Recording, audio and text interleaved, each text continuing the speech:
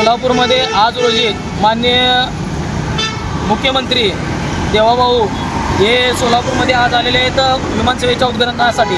तर त्याच पद्धतीने आपण आला आहे तर सोलापूरमधल्या रोजगारांचा विषय आहे, इथल्या मुलांना युवकांचा विषय आहे। तर ह्याकडे आपण लक्ष द्यावं जेणेकरून सोलापूरमधले जे बसस्थानक आहेत ते अतिशय खिळखिळीचे झालेले आहेत। कारण लाडकी बहिणीला आपण लाडकी बहीण म्हणली जाते, पण त्या लाडक्या बहिणीसाठी अर्ध तिकीट जे केलेलं आहे तर इतर त्यांना प्रवास करत असताना किती अडचणी निर्माण होतात याचाही आपण विचार करावा।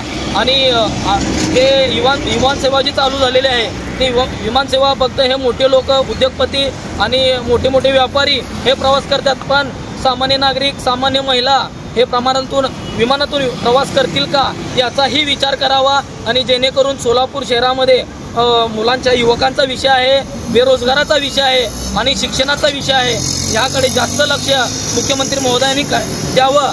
आणि त्याच पद्धतीने महापालिकेचे अधिकारी जे ठेकेदार जे आहेत, नगर अभियंताचे PHचे हे अधिकारी लोक दलित वस्ती निधीनुसार कोट्यावधी रुपयाचा भ्रष्ट कारभार करतायत। आपण सोलापूर स्मार्ट सिटी पाहू बघतोय, पण सोलापूर स्मार्ट सिटी झाली आहे का?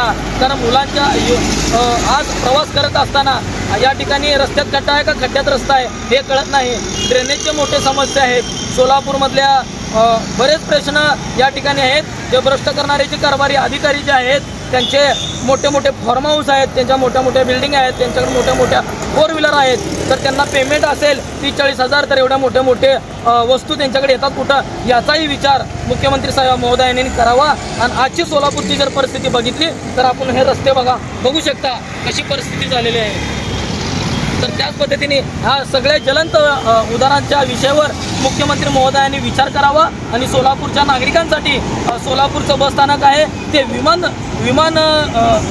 उड्डाणपूल कसं आहे त्याच पद्धतीने सोलापूरचं बसस्थानक सुशोभीकरण करून तेवढ्याच ताकदीने सोलापूरमध्ये नागरिकांच्या भविष्यासाठी विचार करून त्यांचा विकास करावा अशी मी मुख्यमंत्री महोदयांना विनंती करतो।